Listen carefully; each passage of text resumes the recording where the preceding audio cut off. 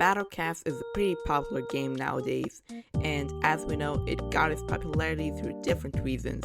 But the one I want to point out is the amount of versions that were released. Some were made for different regions, some were for different devices, but they have one thing in common: the uniqueness. Every version has its little tweaks and novelties, which makes the experience from all the versions kinda different. There are currently 7 versions that are considered by the community as, actual versions. And yeah, even though there are technically more than 7 versions, these 7 are the most notable ones. We have the global mobile version for smartphones all around the world, and we all know about the Japanese version that has earlier updates, exclusive content, and all that jazz.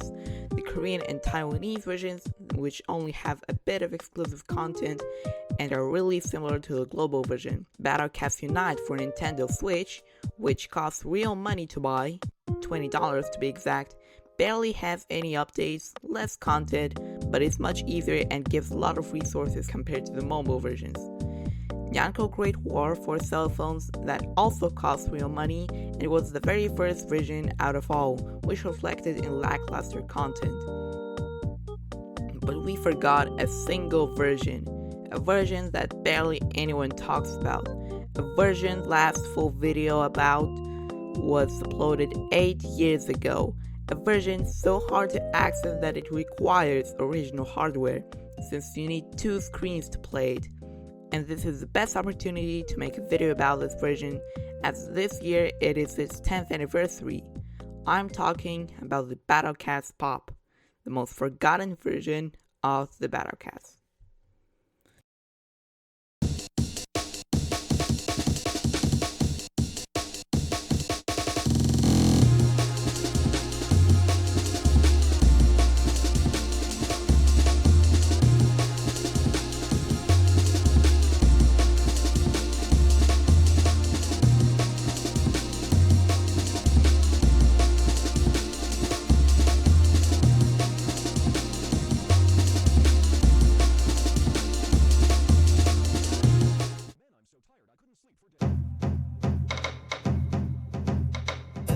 So what is Battlecast Pop?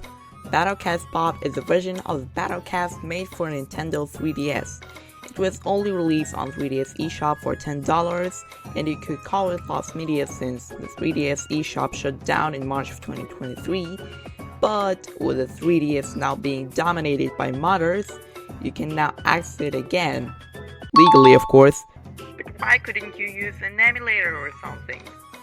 It's because it is an eShop exclusive, which means the game format is .cia and only .cia, and at least in my case, Citra doesn't support it at all. Anyways, I got my 3DS, I got the game. It is also the only Battlecast version that supports the 3D mode, so I will show it a bit later. And we already see some differences here from the mobile version. The background is now blue instead of yellow or gold gradient, and we can have up to 3 save files at once, which is really convenient for replayability and capturing early gaming footage. Well, let's begin playing the game.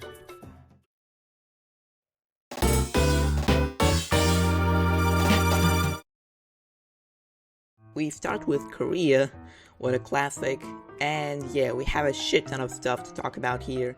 First of all, the controls. We can use the touch screen to buy units, use Cat God, upgrade our Worker Cat, and shoot our Cat Cannon. Or we can use the button controls, D-pad for navigating in the lineup, A to buy selected unit, X to use Cat God, L for Worker Cat, and R for Cat Cannon. Also, if we see closely, the cat and the doge look like they have more range, although it is just a sprite position issue. And yeah, it spreads among every other unit or enemy we will see later. We also have a will bar, which basically acts as a cat limit. Basically, 20 will is 1 cat, and some units may take more of that will. Mostly those are gacha units and especially Ubers. If you want to ask me who takes the most will, probably Kai, as she takes whole 85 will, which is more than 4 basic cats. This probably was made so that the game wouldn't be laggy if there's a shit ton of Ubers, I guess. And the 3D mode.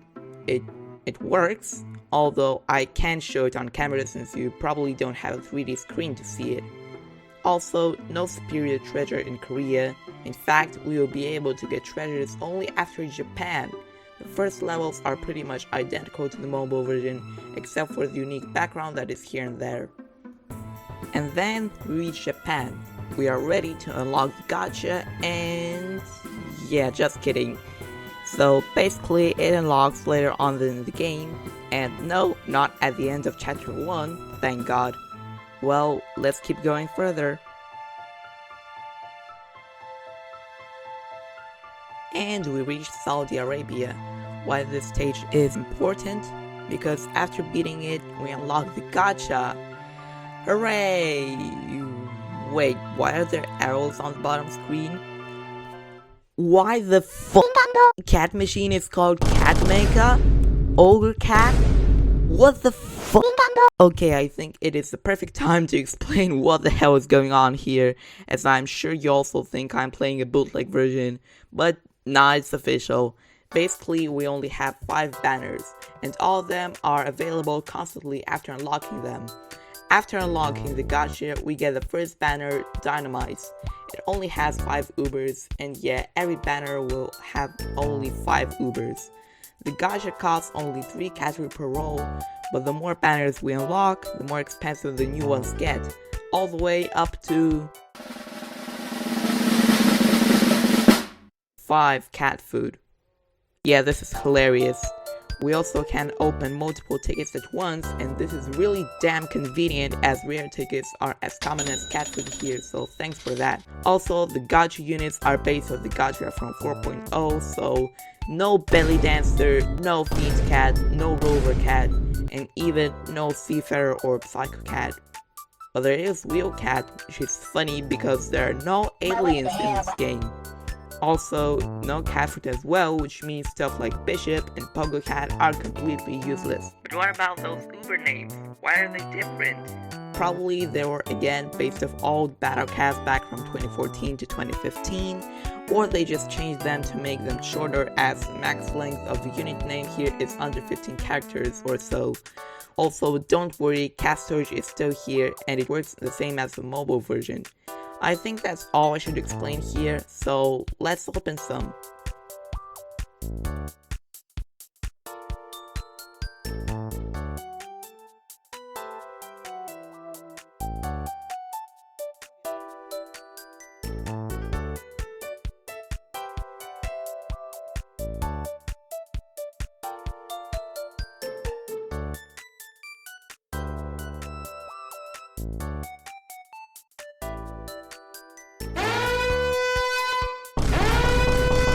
What the hell?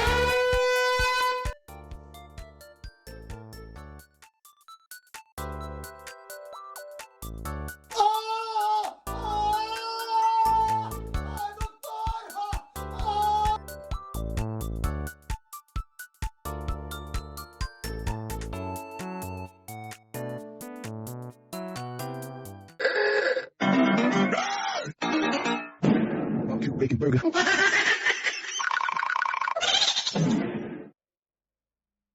So basically everything is almost the same as the mobile version. Stuff such as Leboin in Denmark, Kangaroo in Bermuda, One Horn on Easter Island, Teacher Bear in Las Vegas, and Moose in Brazil. The treasures are also the same, although this treasure says that it increases unit attack, but it increases the cat cannon damage. Why they made such a typo? I don't know. Also, funny thing about the gacha, we didn't unlock level 20 yet, but if we use the gacha dupe on level 10 unit, it will bypass the limit and give you the ability to upgrade all the way to level 20. And yeah, plus levels are only available after level 20, so if you use the dupe on a unit that is under level 20, it will just add 1 level like you do it with XP, which is a waste in most of the cases. Well, sometimes it is better to use dupe for under level 20 units as the selling value of the gacha units have been heavily decreased. Ubers now sell for 480,000 XP instead of a million, at 52% loss. Super rares sell for 95,000 XP instead of 475,000 XP, a whopping 80% loss. But the worst of all are rare units, now selling for a mere 15,000 XP instead of 125,000, a huge 88% loss in value. Yeah, that's crazy. Well, I guess we are ready to finish with the very first chapter, since we are now at the moon.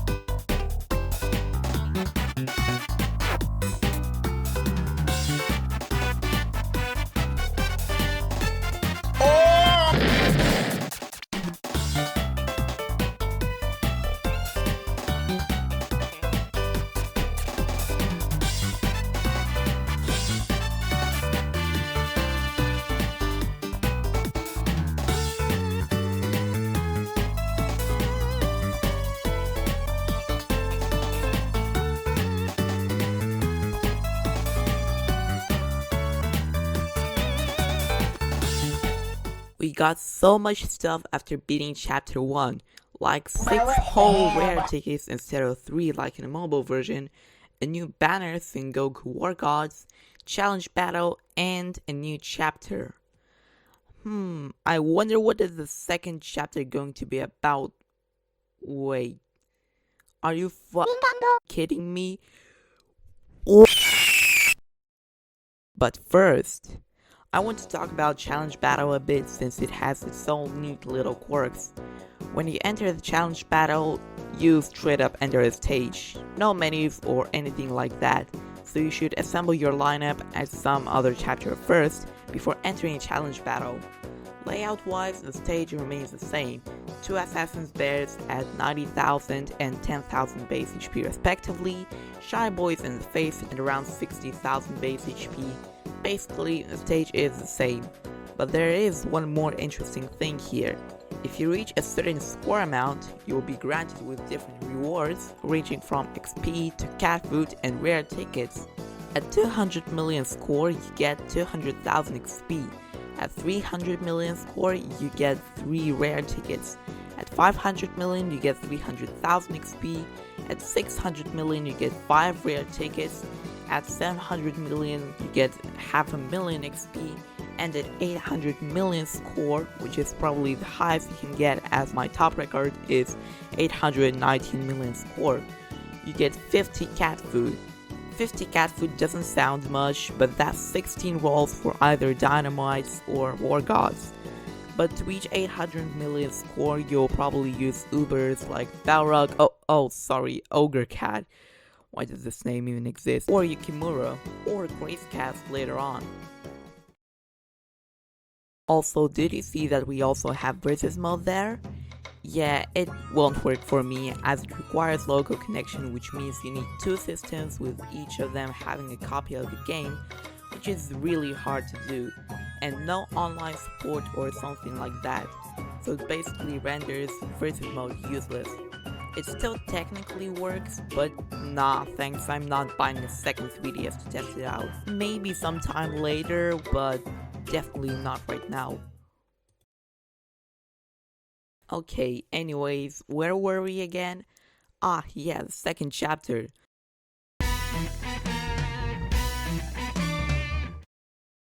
This is disgusting.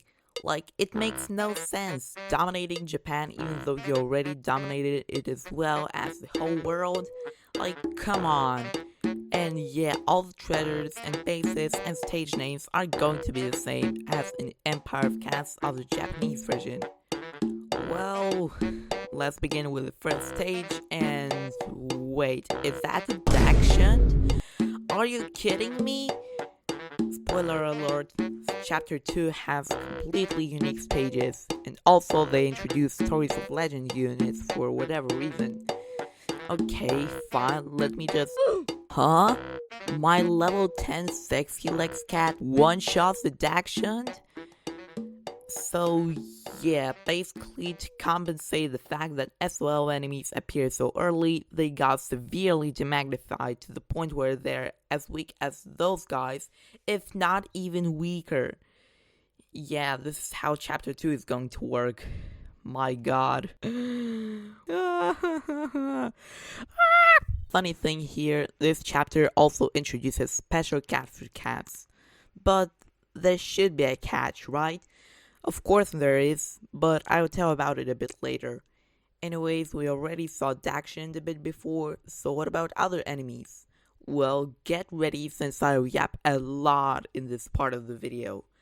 First, on Saga, we have Douche, which is also featured stat-wise. On Kagoshima, we see an otter, and trust me, we'll see him often. Really often. On Oida, we get our first special cat, Ninja Cat. And yeah, he costs XP instead of cat food, and the same thing applies to all the next special cat food cats. Are they even special cat food cats at this point? Anyways, he's already useless here as we get him too late unfortunately.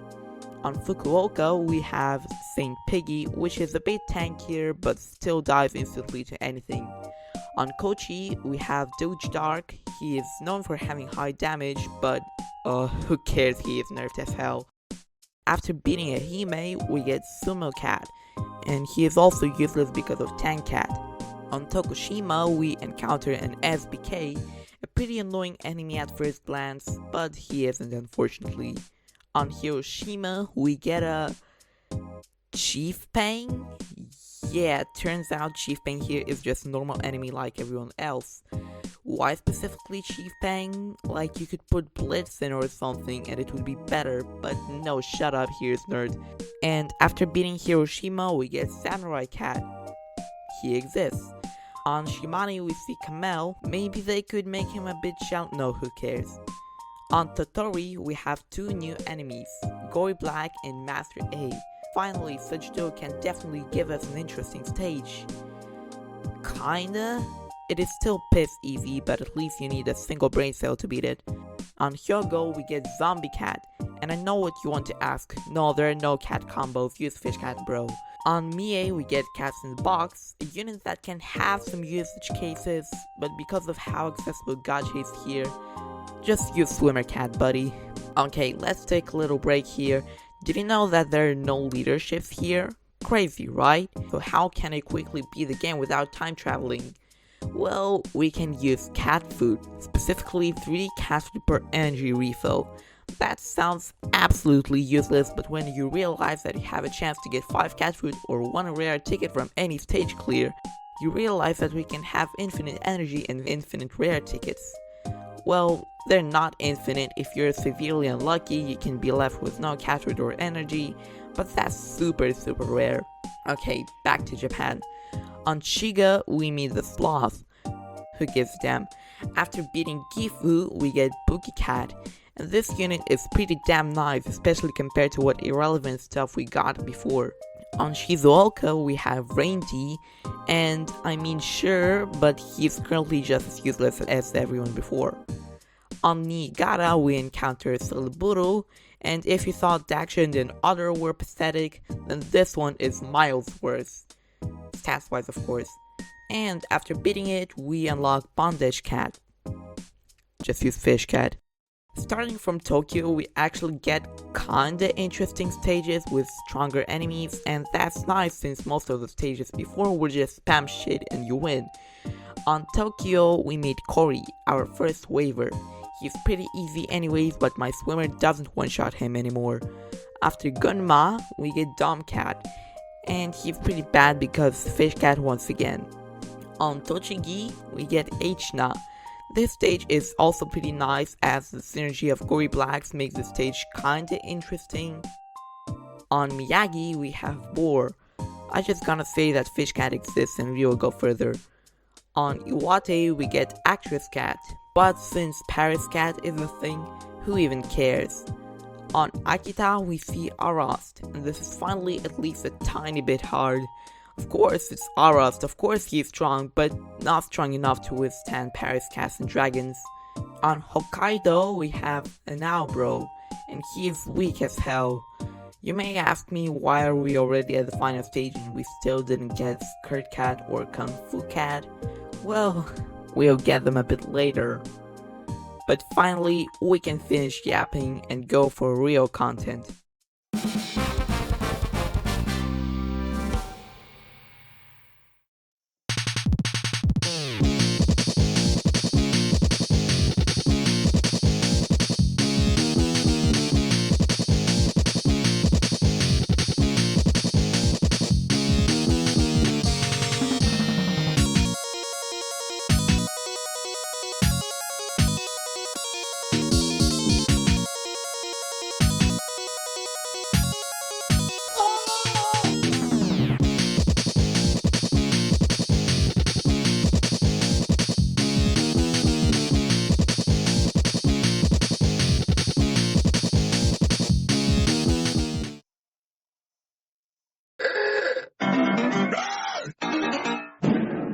Bacon burger.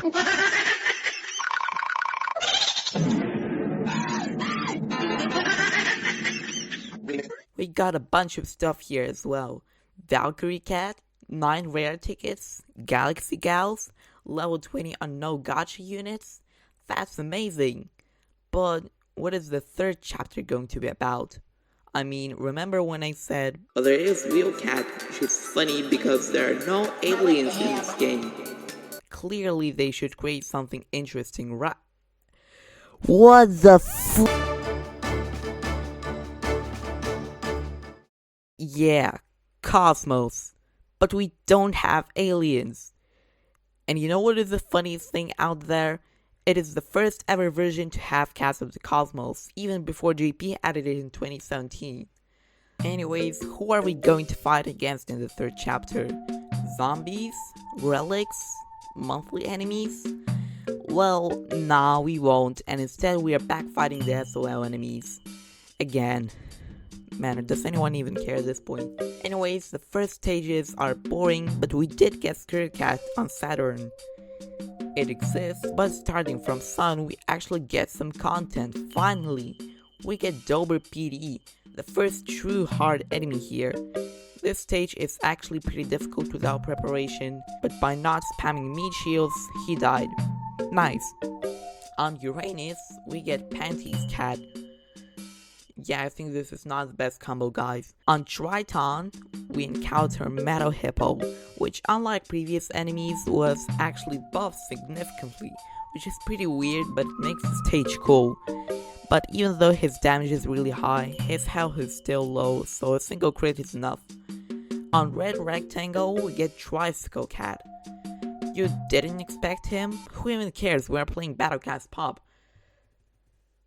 Well, another bland stage, Eskimo. I mean, sure, it has some interesting startup, but nothing too substantial. Yeah, Teacher Bun Bun, already. What should I begin with? My god. Okay, first of all, he's demagnified again, probably because we didn't even get all treasures from the third chapter yet, but the weirdest change, he now has a TBA. But it still doesn't mean that he dies quickly. Well, not that quickly, he's a Bun Bun anyways, but compared to the other ones we'll see later, this guy is nothing. Also, do you remember that we can get level 20 on normal cast and on gacha units without dupes? Well, why don't we get someone to level 20 and... So basically, since we don't have silver gacha here, we can't get plus levels on normal cast to get true forms. But Pornos really wanted to implement them and they made it the worst way possible. And also the background is still from an evolved form.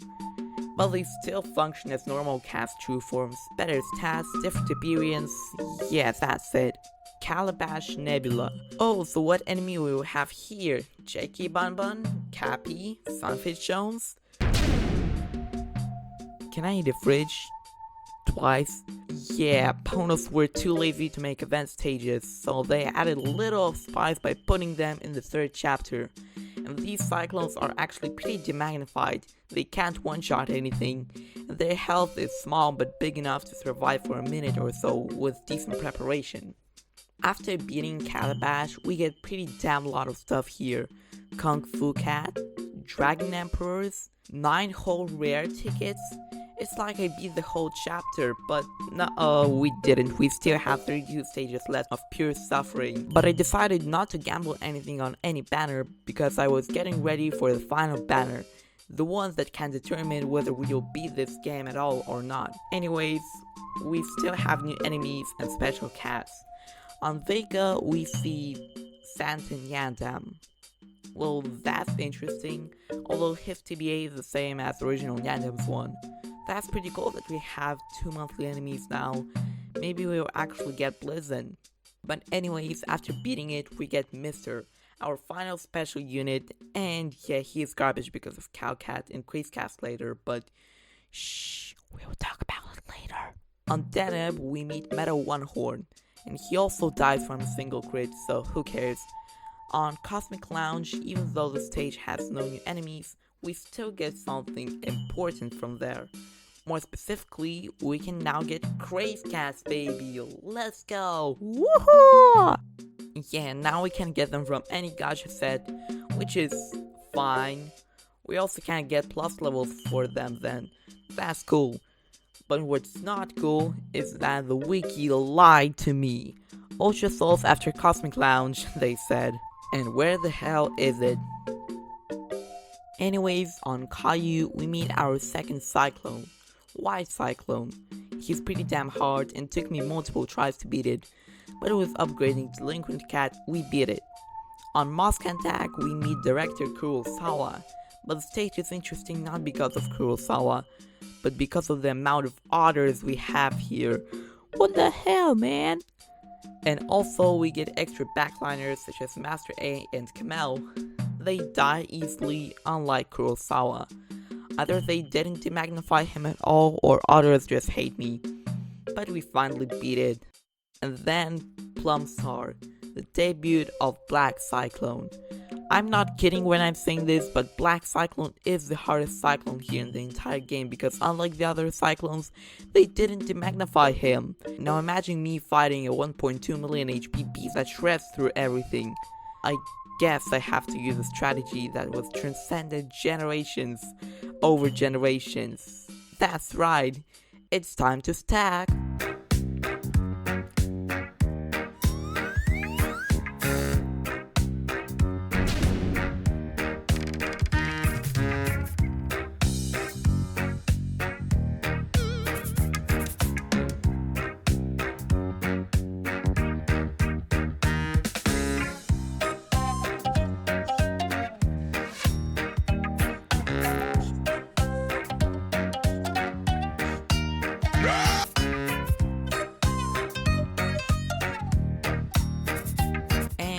Bit it. Hooray! And oh my god, finally we got the best banner in the world. Let's go!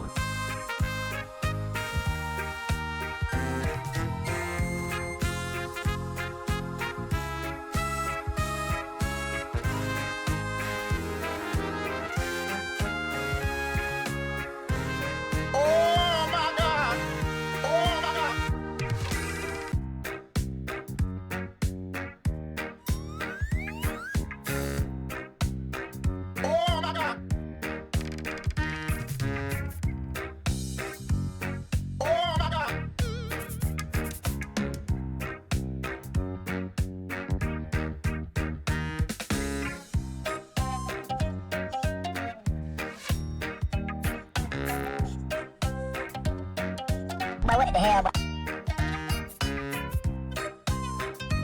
what the hell, but what the hell, but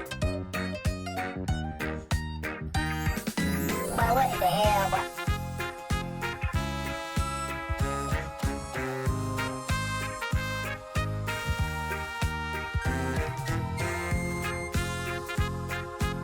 yeah, that is crazy. Well, let's keep doing the stages. On Murtaugh, we encounter Super Metal Hippo, and this time he crumbles into ashes. On Summerlawn, we encounter Sir Metal Seal. Is he demagnified? Yeah. Does that make me happy? Absolutely. Well, remember Scaling, the bane of early morning humor's existence? It is also hard as hell here, because we encounter JK Bun Bun. He is not demagnified, which makes him really damn hard, but I beat it by using hip hop as a crowd controller and by stacking stuff in the beginning. On Baraton, we encounter our first angel enemy, and no, it's not Gabriel, and yes, that late into the game. Meat and Jelly Gory, a heavy pushing enemy that can enter any blind spot easily and deals really heavy damage. That's his capabilities in the mobile version though. Here he is slower, weaker, and barely can do anything substantial. On Crimson Star we have Metal Cyclone, and first of all, he can fly now, and second, he dies instantly as well from any minor crit. On N77 Nebula we meet Heavenly Hippo, and he's just a punching bag as always.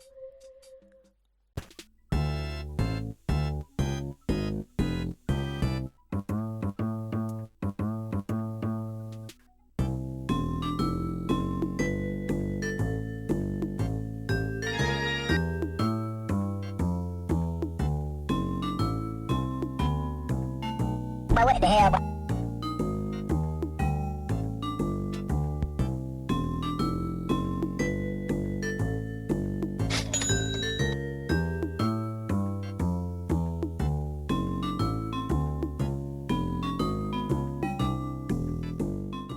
But then, a change happens.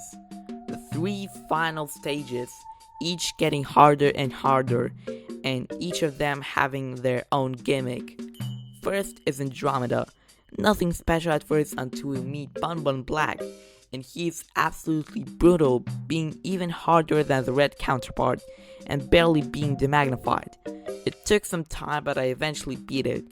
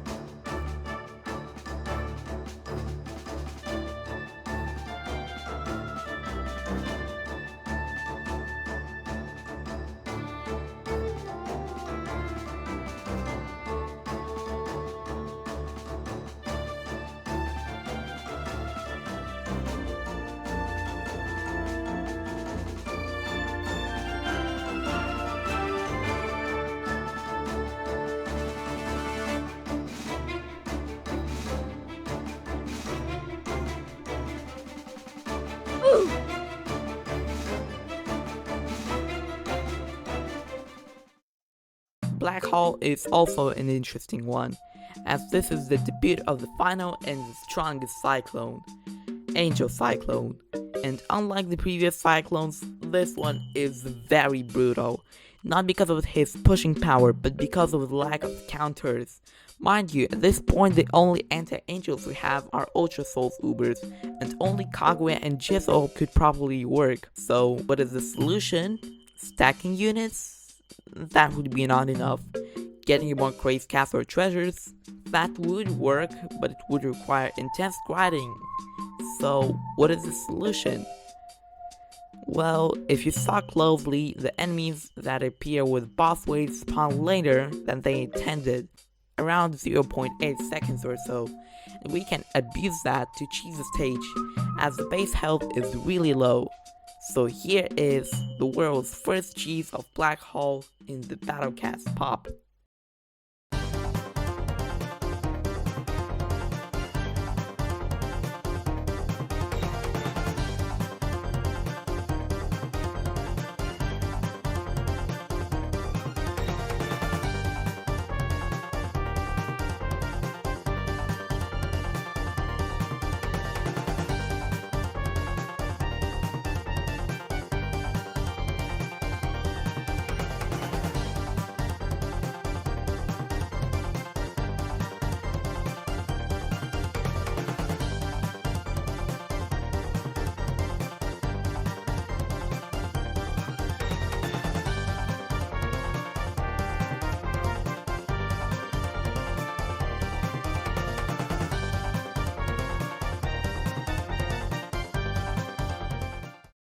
Phew, my god. 2 stages done, 1 left to go. But the problem is, if Angel Cyclone almost required me choosing the stage, how in the world can it be the Big Bang? Well, the answer is simple. We should use the savior of lives, the one that made real meat against Recrown no gotcha possible, the one that shaped the way we could fight against the most infernal bosses ever made. And at the same time, it's not even a cat unit. Rich Cat enter the scene, baby! And now, even though I didn't get Crazed Wall or Crazed Dragon from the gacha, I still have strategy, a rich cat, a treasure radar, and determination.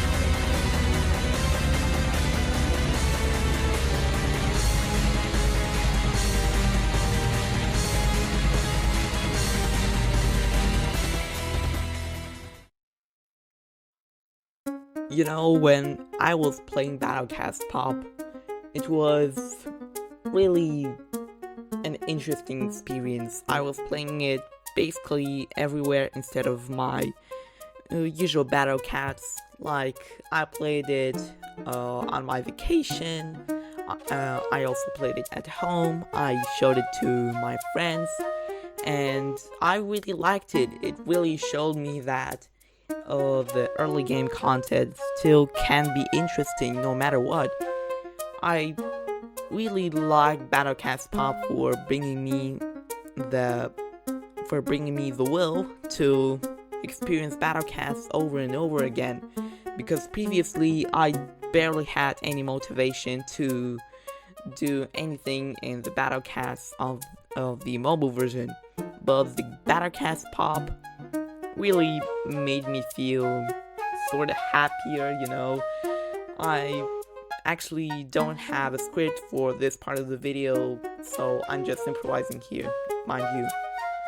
And man, I really like Battlecast Pop. I mean, it is the second or maybe third most inferior version behind Nyanko Great War and Comanche Royale, but it still doesn't mean that it can give fun, especially with the funny button controls. Like, it was really unusual and I really liked it because yeah, those are the button controls there. I mean, using like an emulator wouldn't give me such fun, but with physical buttons and original hardware, man, that was fun. Well, I guess that's it. I hope you really liked the video. I